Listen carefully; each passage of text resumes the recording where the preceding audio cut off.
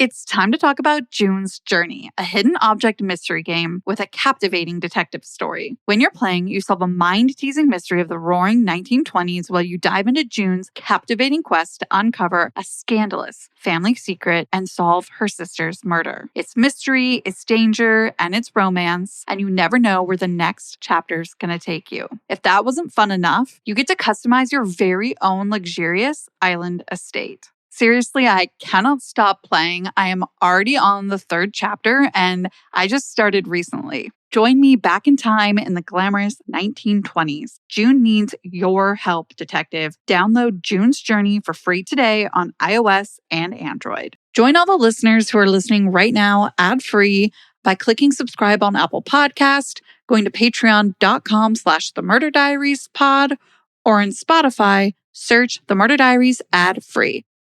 Today on the Murder Diaries, we're speaking with CEO, podcaster, best-selling author, and grief expert Ashley LeMieux. We talk all things grief and its relationship to the true crime community. Now, here's our conversation.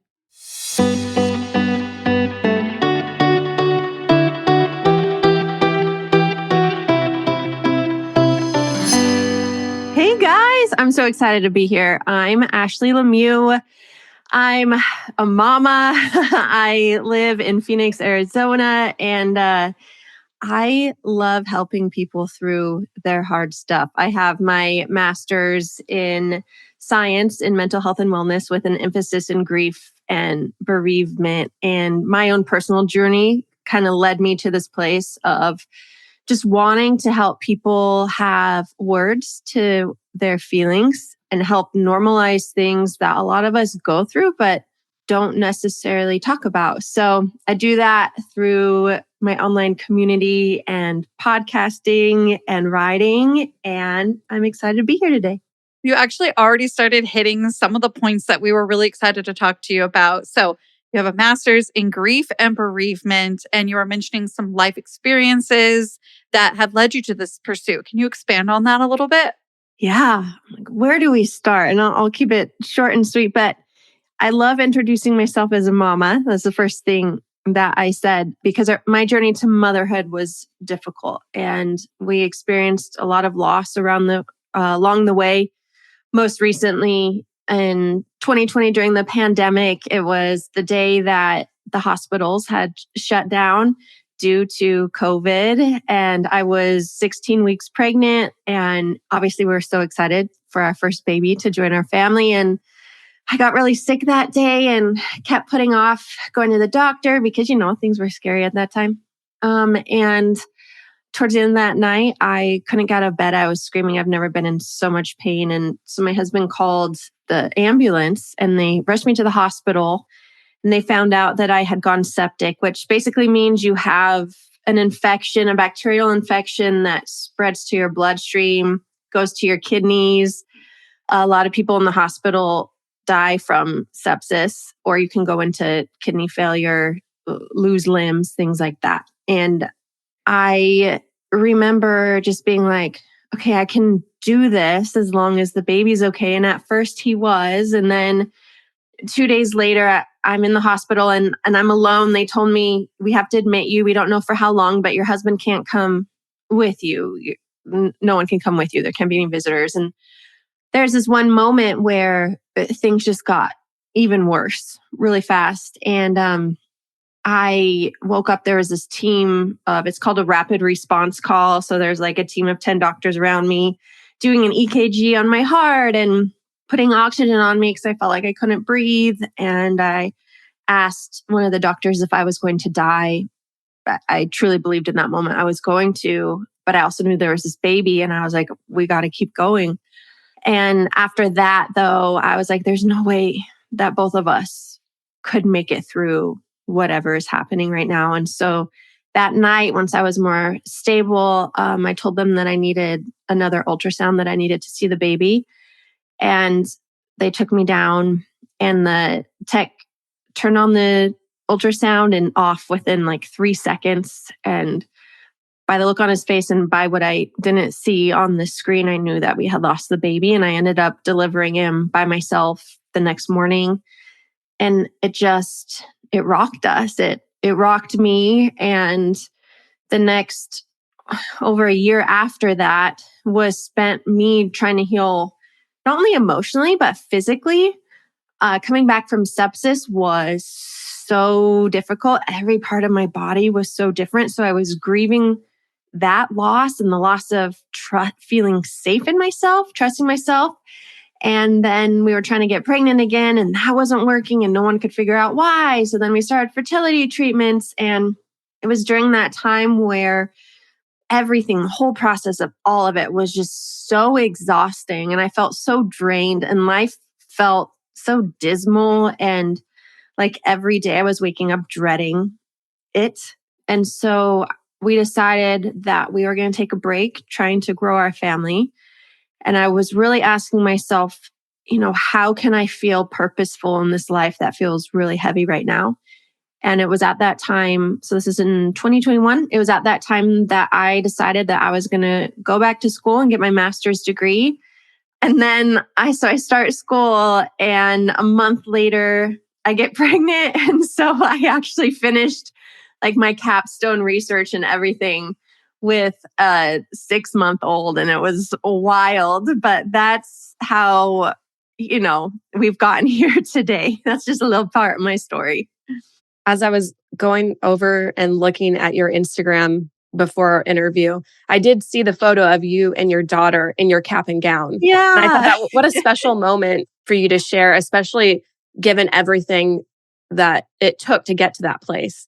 It was really special. And, parts of me at that time was like, I'm not sleeping now that we have the baby, and how am I still doing this research? But I knew that if I quit, I would not have started back up, because it just gets so busy when you're in the throes of early, newborn life. There's just always been something deeper inside of me, I guess, pushing me, because I know what it feels like to feel like you've just been buried alive. And I know that so many people, and I'll say specifically women, because that's my community, so many women have lost hope that life can feel better, or that there is a path forward, or that they're capable of rebuilding it. And so I knew that in order for me to really feel fulfilled, that I needed to finish so I could help provide more accessible access to the tools that can really change and impact people's lives. That's such a great point, that it isn't just about getting the tools, having the tools, or learning about what those are. It's about getting access to that learning, to those tools. Yeah, because sometimes you don't even know. Like, you don't know what you don't know. You just know you feel like crap. And what we know about our brains is that so many of us can tell each other what we don't want.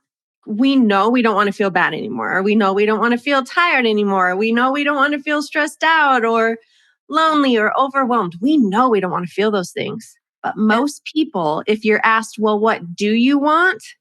We actually don't know, because we're not even certain anymore what is available to us, because life has felt hard for a long time.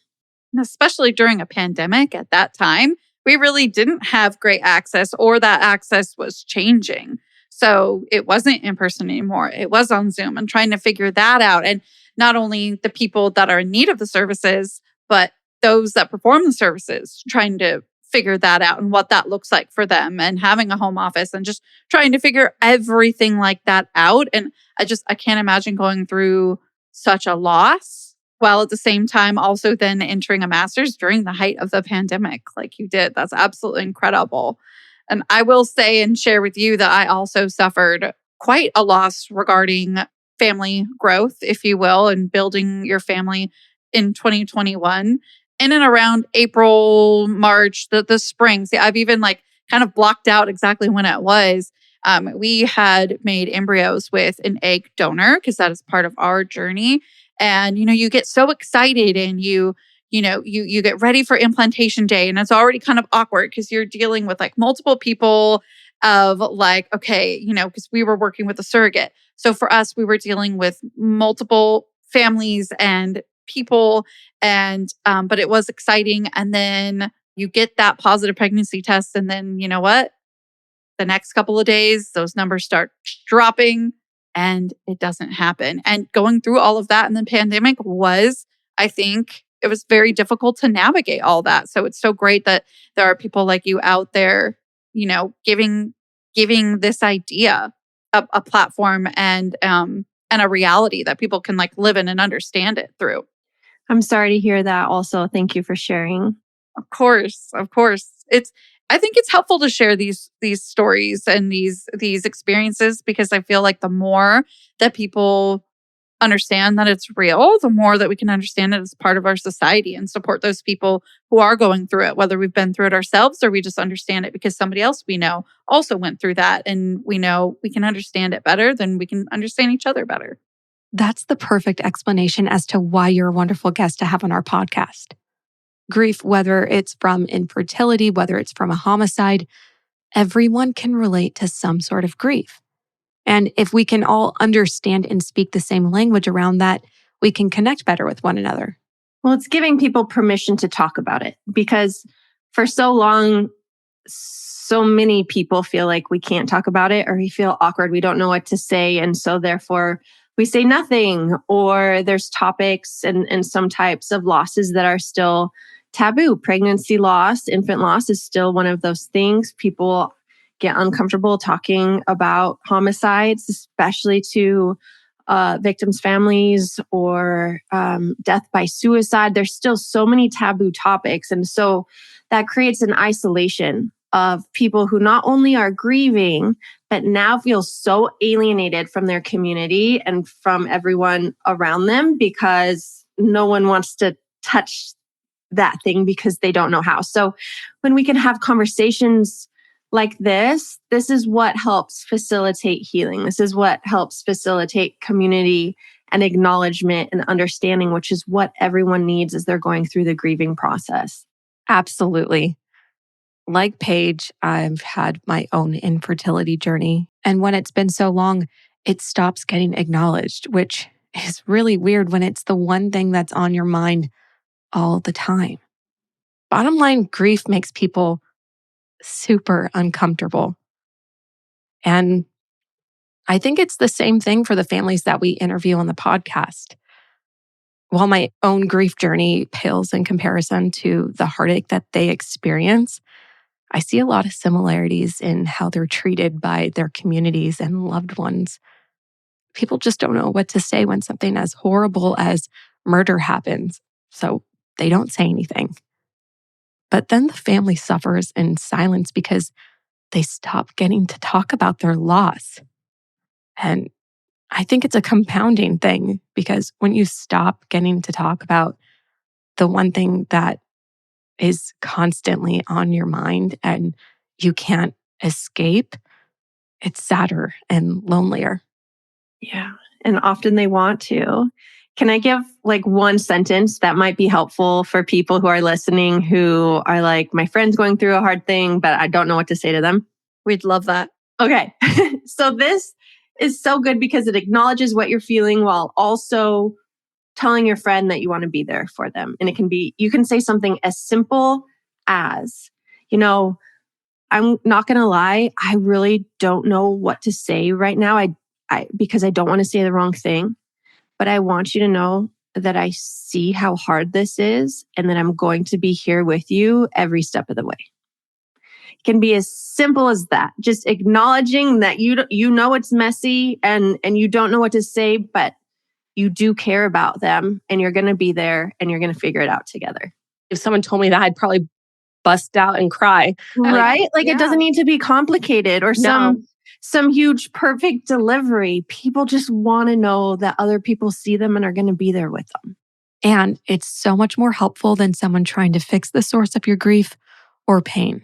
So that's a helpful sentence that hopefully our listeners can employ in their own lives should they ever need it. I also think it can be really relieving to know that it's not your job to fix your person's pain. And in fact, that's one of the things that we're taught in society that really hurts the grieving process. We're told that grief is something to be fixed, that you must get over it, or you need to do these things so that you can move on. Like, how many times are we told to move on and get over things? But implying that grief is something to be fixed would then mean that we're broken. And I'm not of the belief that any of us are broken. And what I know and believe about grief is that grief is not something to be fixed, but it's something to be experienced. And it changes you and it changes your outlook on life. And that's okay.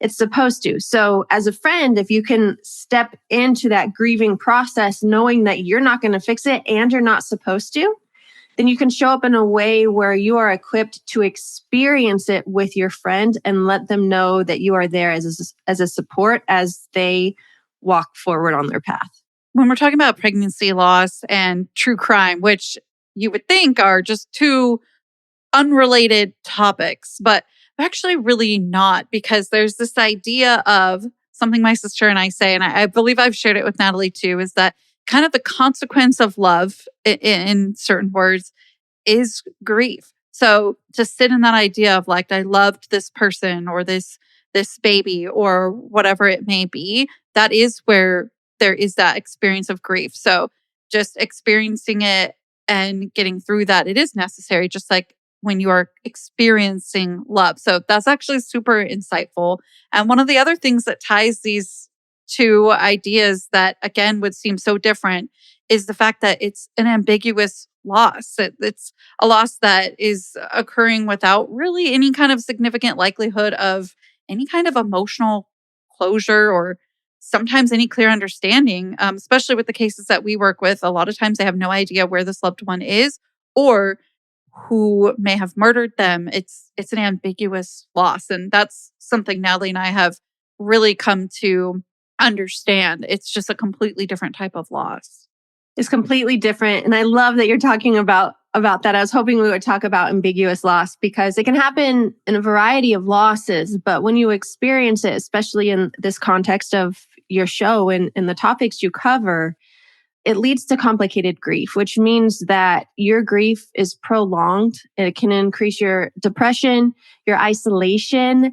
And when there's a lack of closure and a lack of justice, so many people who have lost family members that they don't know if they're still alive or not, or what happened, or the perpetrator was never brought to justice. There's this loop that they're waking up every single day replaying over and over and over that never ends. There's no resolution there. And that is a really exhausting and traumatic way to live. And then for those families that have to go through court and that process takes years, that can lead to the PTSD and trauma. Because what we know about grief and trauma is grief can exist without the trauma, but trauma can't exist without grief. And when you go through grief and trauma at the same time, it's really hard to unwind and to heal the trauma when it's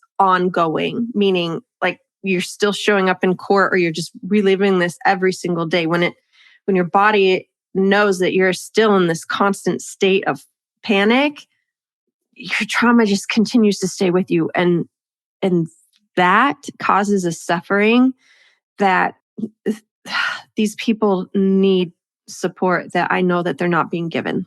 So in situations like this, where you're just experiencing this ongoing stress, it is so important that we can create spaces that we feel safe in, even if it's just for 5 minutes. And something that I'm a big advocate for is creating a space either in your home or your car or outside, wherever you have room. It could be 3 feet by 3 feet. It could be so small, but just a special little place that maybe has photos you love or quotes you love or a smell.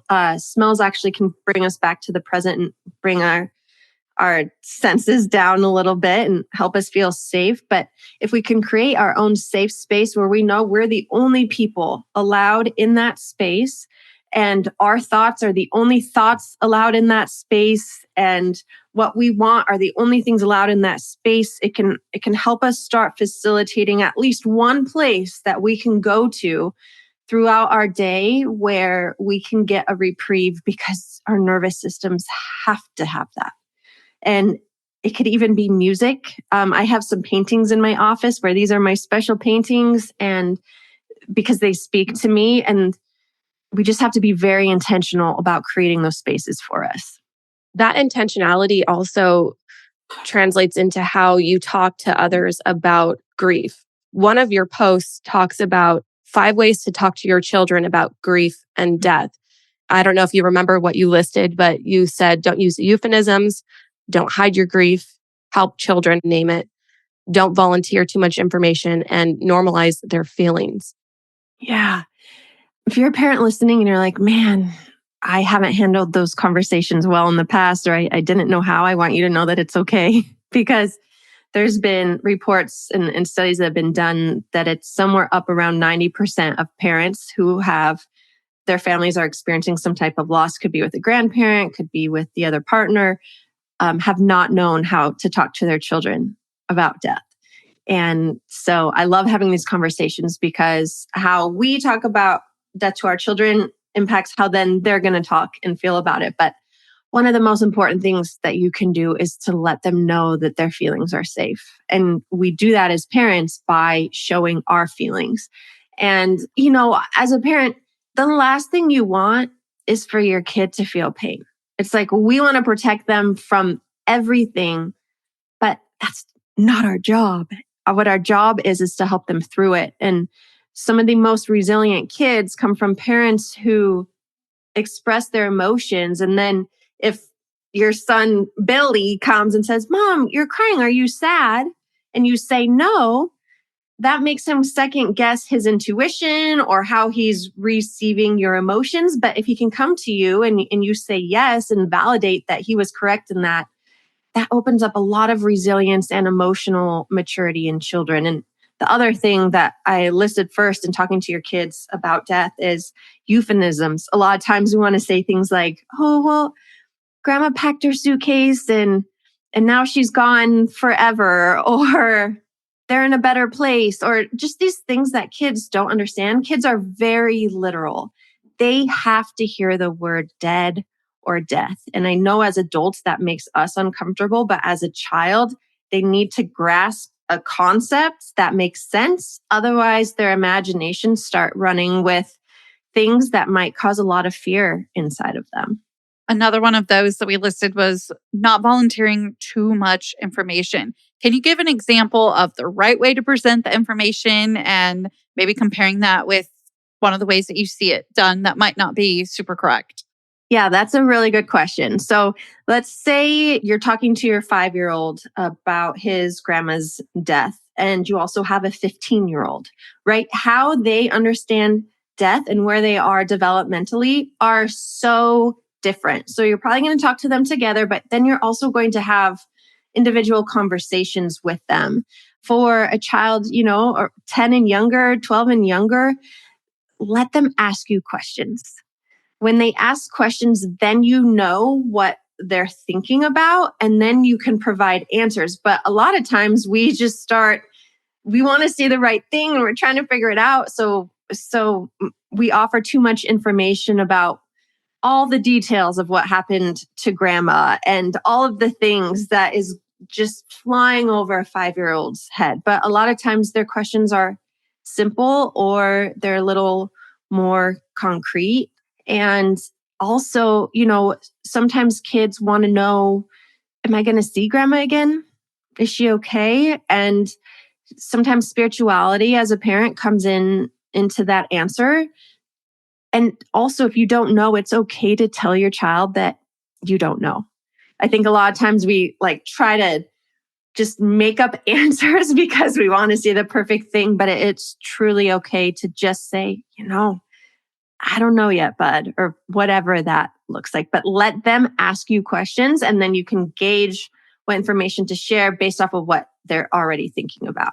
I love that we're talking about that because I feel like in a way it allows a parent who may also be grieving, of course, whether it's their own parent or maybe it's their niece or nephew. And, if we're talking about true crime, that something horrific did happen. So this way, you don't always have to be the one who knows, and you can sit in your grief with that child by not hiding it. But also, you're not over or underestimating that child by letting them ask you questions and just saying, do you have any questions? Or if you do think of questions, please, you can ask me, and letting them know, that person, they may not be coming home and that they may be, dead, and then allowing them to go from there. That's so smart because we all do develop a little bit differently. So it really does allow you, especially with different aged children, to see, okay, where are they at, and being appropriate with their current developmental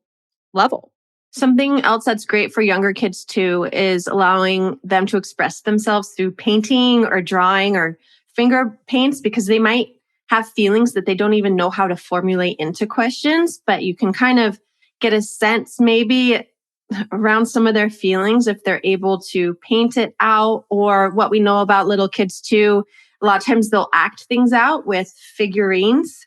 Questions are things that are deep, their Barbie dolls or their Toy Story toys or whatever their things are. And so playing with them like that or watching their play, you can get some really big signs and clues into how and what they're trying to process in that way as well.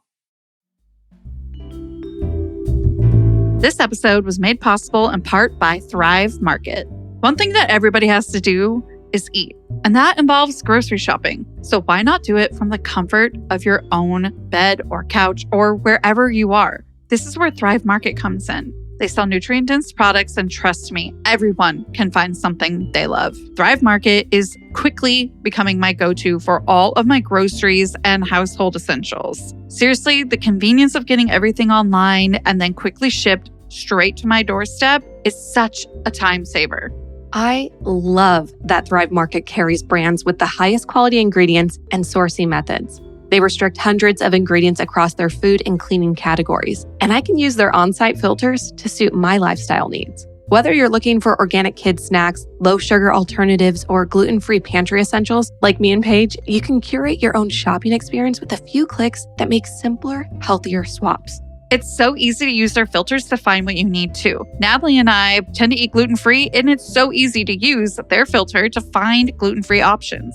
It does all the work for us. It really does. Not only do I save time shopping as a Thrive Market member, but I also save money on every single order. On average, I save over 30% every time.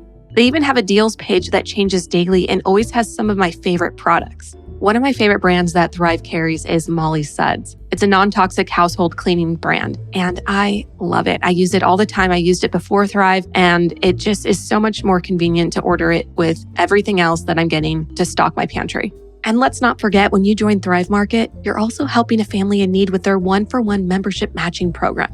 You join and they give. We love to see it. Save time and money by shopping on Thrive Market today. Go to thrivemarket.com/diaries for 30% off your first order plus a free $60 gift. That's THRIVE market.com/diaries. thrivemarket.com/diaries. Another type of grief, we've talked about ambiguous loss, and we've talked about ways to kind of help children and maybe even some, adults kind of work through or understand or how to talk to them about it. Can you talk a little bit about anniversary grief? Because this is a big one in true crime. You're going to have birthdays, you're going to have holidays, and you're going to have unfortunate days where remains may have been found or they went missing, all of those horrible anniversaries. Yes, anniversary grief is a beast, no matter what type of grief that you have. And here's how I like to explain grief. When we go through grief, I picture grief as a black ball. And we think that the goal of healing is that eventually that black ball of grief gets smaller. But that's not what healing is. What we know about grief is the grief doesn't get smaller, but our worlds around it get bigger. So our lives grow around the grief and keep expanding. What happens during anniversary grief, when you're coming up on a holiday or a birthday or the day of their death or any of these significant anniversary dates, our bodies go back into the mode where it feels like it just happened again. It's like the world that we have built that is expanding beyond our grief. disappears and shrinks for a little bit, and we can feel like grief is the only thing taking up the center of our lives. And it is exhausting and it's draining, and it can make you feel like you've moved a million steps backward and you don't know when it's going to end, but it always does.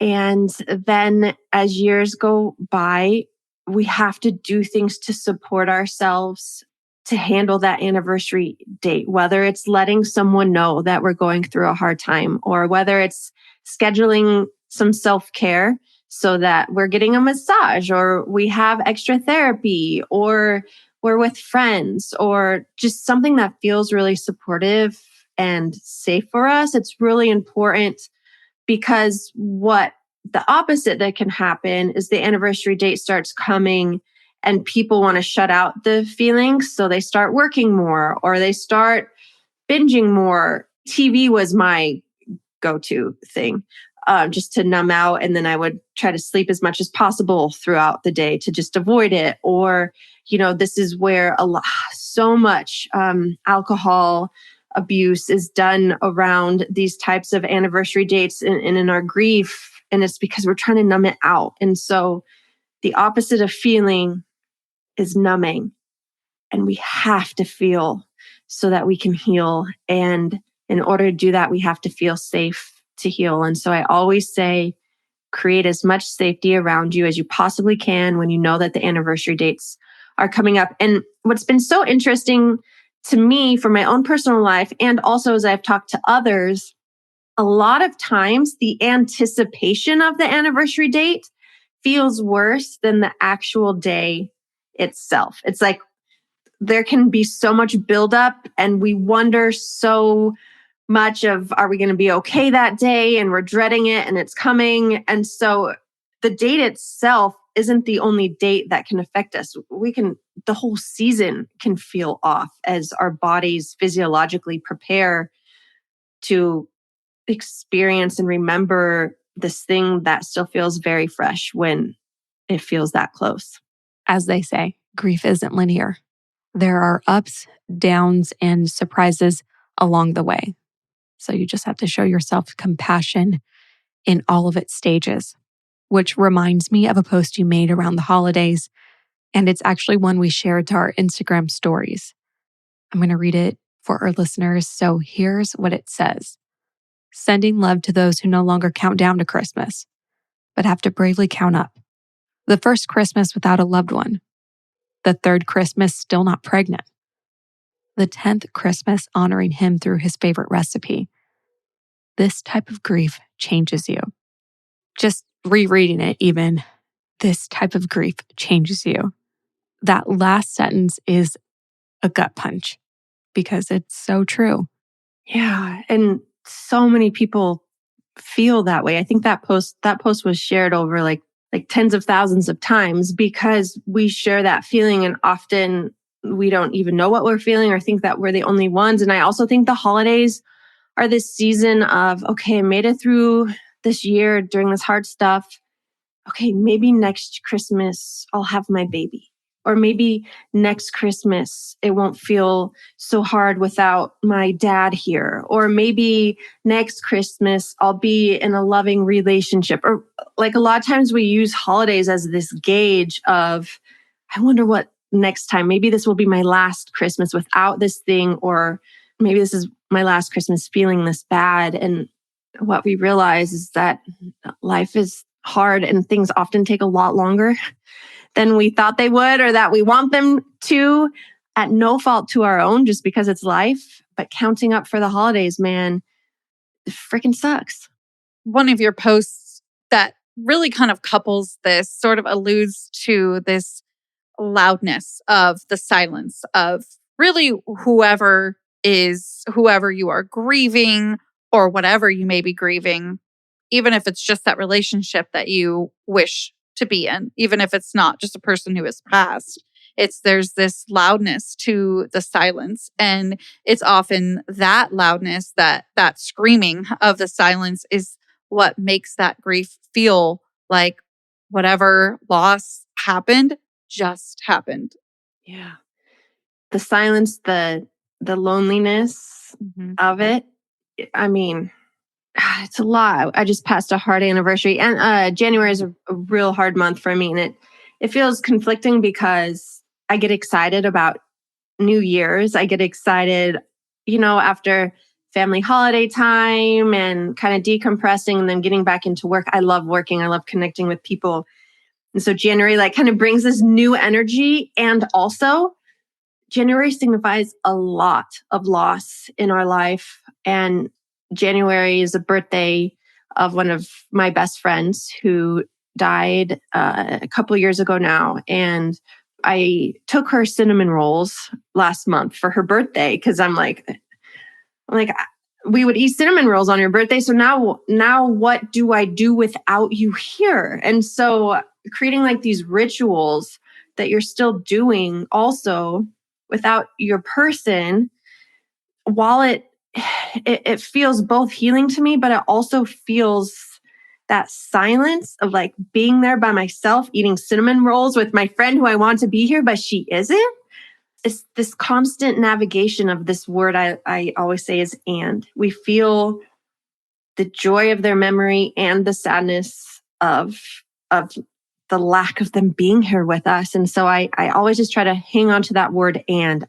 I can feel joy right now, and I acknowledge that I'm also really sad. I feel gratitude for this person who I love, and I'm learning how to love them in a different way because they're no longer physically with me. There's just this duality of grief that can get really confusing, and I think creates this deafening silence of how do I navigate this and how do I explain this to other people, and then how the heck are they supposed to even talk to me about it because no one knows what to say. We're all trying to figure it out.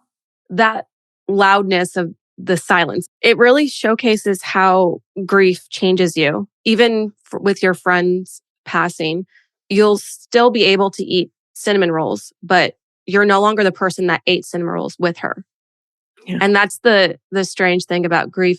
You may have lost someone, but you lose a little bit of yourself as well. You grieve who you used to be, who you would have been, and you grieve where you're at now.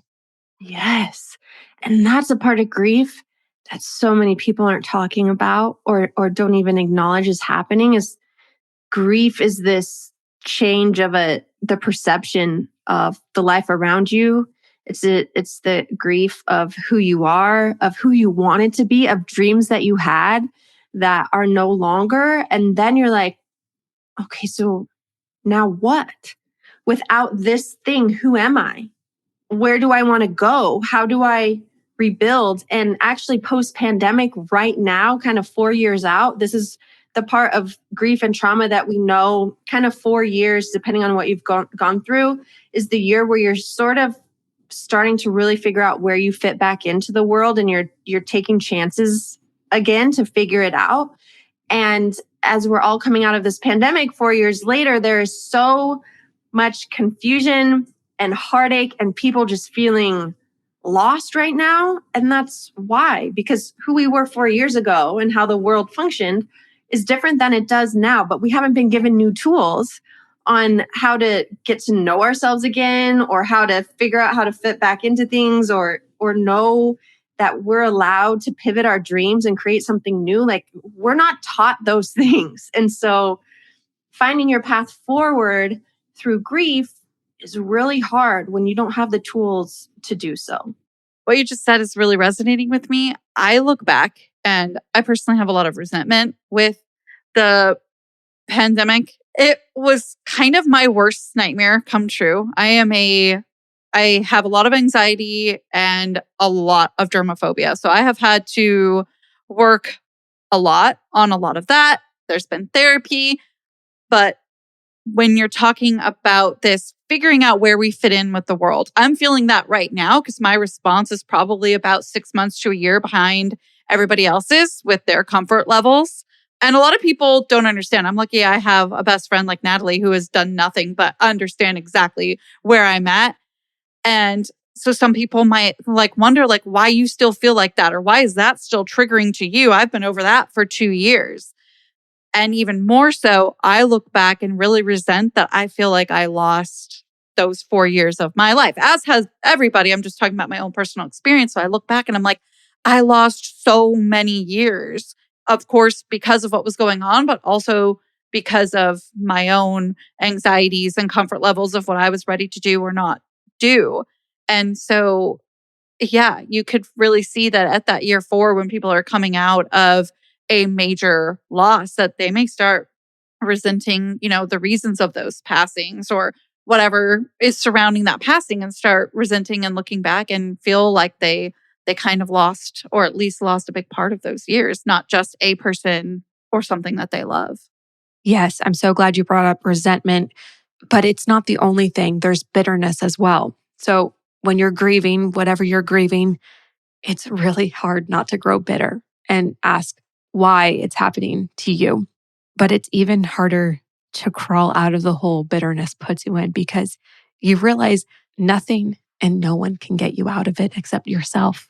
And that only happens when you realize it's not where you want to be anymore. And then the climb begins, and it's hard. Anger in the grieving process is really important, that we allow ourselves to feel and we work through. Anger is often easier to feel than sadness.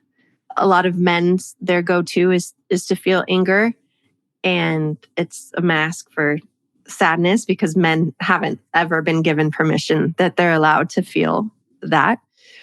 But I love what you just brought up about bitterness and like finding yourself in this hole, because what I was going to say, and this is like ties together so perfectly, is that when we go through these hard seasons, our bodies, our souls, our brains create coping mechanisms so that we can exist without it feeling, it already feels like it's going to crush us, but it allows us to exist and keep going. So those feelings like bitterness or resentment, or the coping mechanisms like wanting to sleep or eating or spending money or hooking up with people or alcohol or drugs, whatever the coping is, while it is not good long-term or even short-term, our brains are looking for ways to survive. We feel like we're in survival mode and we need those things. Well, now, if we go back to the pandemic example, we're 4 years out, often our coping mechanisms, we start doing them often enough that they become a habit. And so now we can reach years out and we find ourselves still in these habits that are no longer serving us, that we don't need, but they have become so ingrained into our processing of life that we might either not notice we're still in it, or we have no idea how to get out. Using me, for example, my sleeping in the morning was to combat my deep depression that was onset about 8 years ago after a really big loss. And for me to stay alive, I needed to spend my mornings in bed so that I didn't have to have too much time throughout the day. That was my only way to get a relief, to get reprieve that my nervous system needed, was sleep. And now 8 years later, and I have this life that I've wanted and worked so hard to build, still every morning when it's time for me to get out of bed, I'm like, why is this so hard for me? Why do I feel this dread and this anxiety? Why is it here? And I've been doing this work. I went to school for this. And just last month, I realized that my coping mechanisms became such a part of who I am that the off switch of, Ashley, you don't need this anymore. You don't need to protect yourself. It never turned off. And so now what I'm working on right now is changing those for new habits that allow me to feel safe and supported, so that something else can fit into the hole of the things that aren't serving me. And so right now, what we are also seeing post-pandemic is a lot of bad habits were created so that we could cope and survive. And now a lot of us are struggling because those aren't serving us anymore, but it's also hard to get out of them and we're not necessarily sure what to focus on. Another aspect of grief that we don't think about, it's always on in the background. It's like someone is always scratching their nails on the chalkboard, where even when we're trying to focus on something else, you hear the nails on the chalkboard. And that takes a lot of mental toll and energy to keep up existing in both of these worlds, where you're trying to move forward and you're hearing the nails on the chalkboard every second of the day. That's such a great point when you're discussing the mental load of grief, because something that we don't always immediately think about when we're talking about these things is that these people going through all of this, maybe they got like 3 days a week of bereavement leave from work. They're at literal work trying to make things happen and dealing with people who have no idea, like a customer, client, etc., sitting face to face with them. For me, I'm thinking about like my students when I'm working with them. They have no idea that you're going through or that you just went through something like that. And that's not something you're going to tell every single client or every single person. Like, and you almost have to mask. And that is a heavy mask. And it is exhausting to wear it for 8 hours a day, 5 days a week while you're trying to figure out this grief thing. Can I ask you guys a question for the podcast? Sure. Please. I'm actually, as we've been talking, I'm actually very curious about this because the conversations and the work that you do, it's heavy. Do you ever get grief from the stories that are shared to you, and how do you handle that for yourself?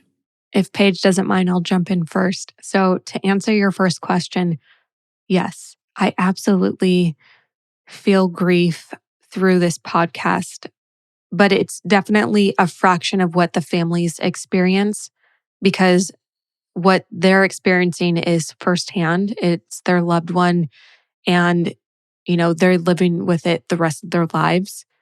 What I'm experiencing is secondhand. I learn about their loved ones through them, and I learn about the experience through them.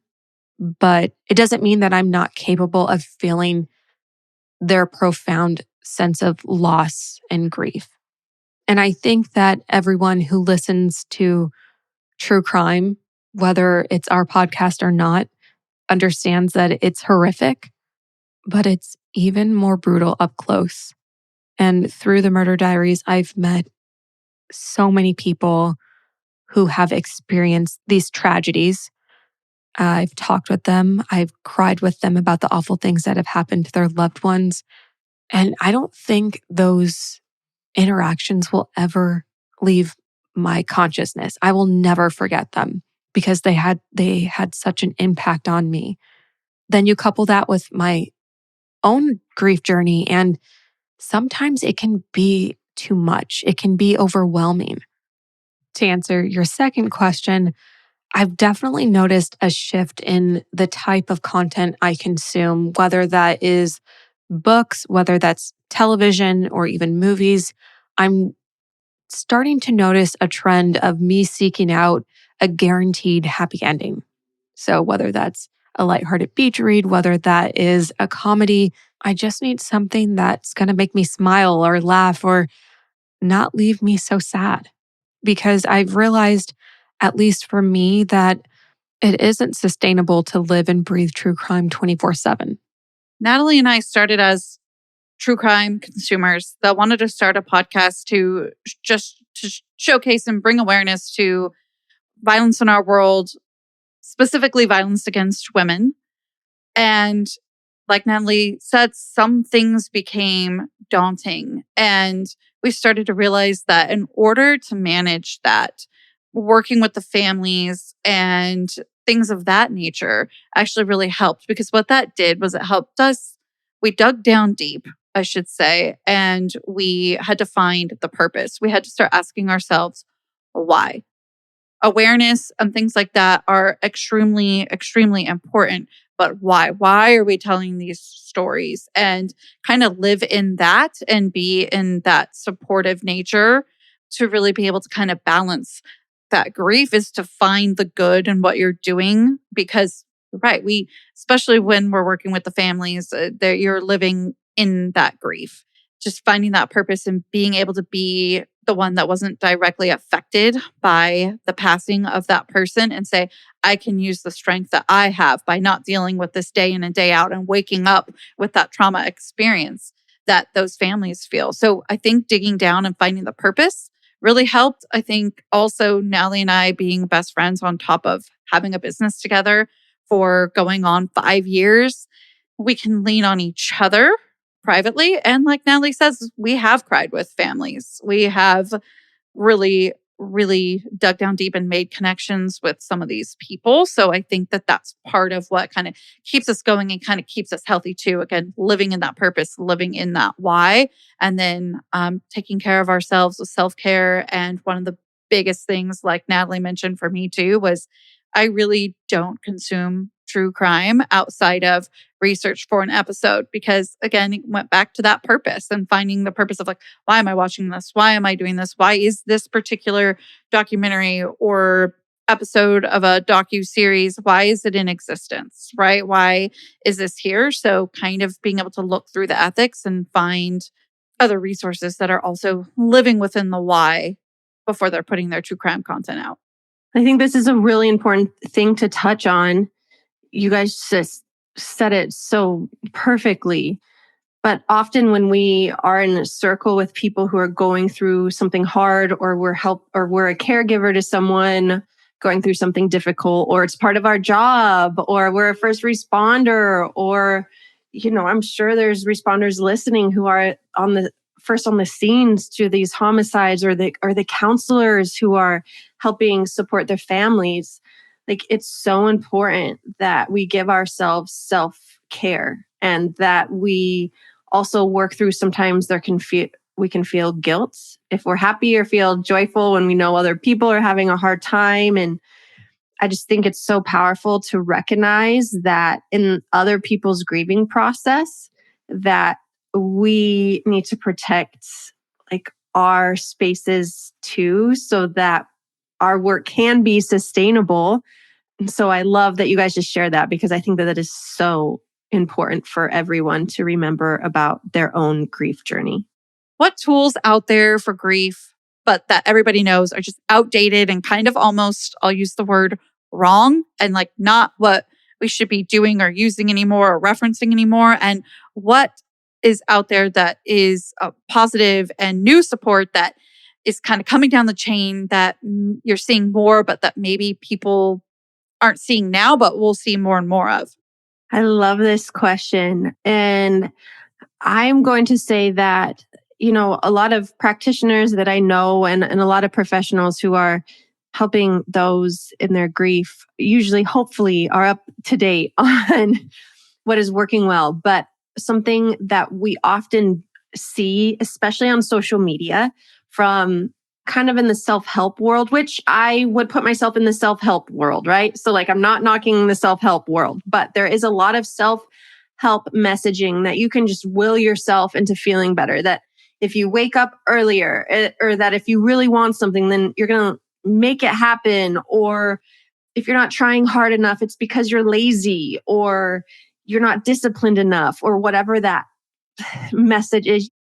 I always say that healing is not one moment, it's consistent movement forward. And you can't will yourself into getting better. You can't will yourself out of depression or out of your grief, right? Like, there's things that we actually need to do for support. I always recommend therapy, having someone who can check in with you, hold you accountable.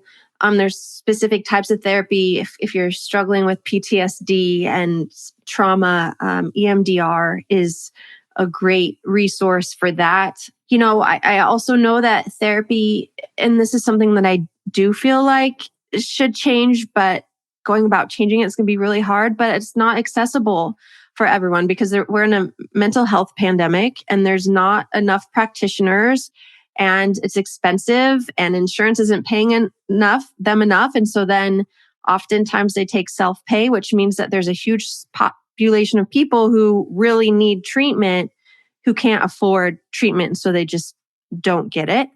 That needs to change. But something that I think should be utilized more is, often support groups are free, and you can find support groups in your local community with people who either it's run through a nonprofit or hospitals have them oftentimes, and you're able to connect with a facilitator, usually a social worker or someone who's trained in running one. And it just gives you a place to feel less alone and to work through things and have it be acknowledged. And that's something that I really want people to know, to go seek access for.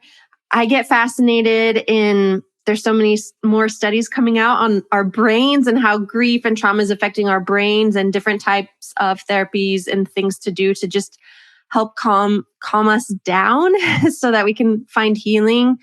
Doing things like yoga and mindfulness and meditation, and paying attention when, like, having mindfulness eating, paying attention to the smells and the feelings of our food. There's so many different types of healing modalities that I think are going to be talked about more and more, because research is showing us that these are the things that are helping our nervous systems calm down, and they are showing just long-term positive relationships to our healing journey. So I love those options and tools to help people process their grief, especially because, like you said, support groups are free. YouTube's also free. There's a lot of yoga online. Now you can even watch a breathwork session. So there's a lot that's more accessible to the greater public. I will say, can I interject on breathwork?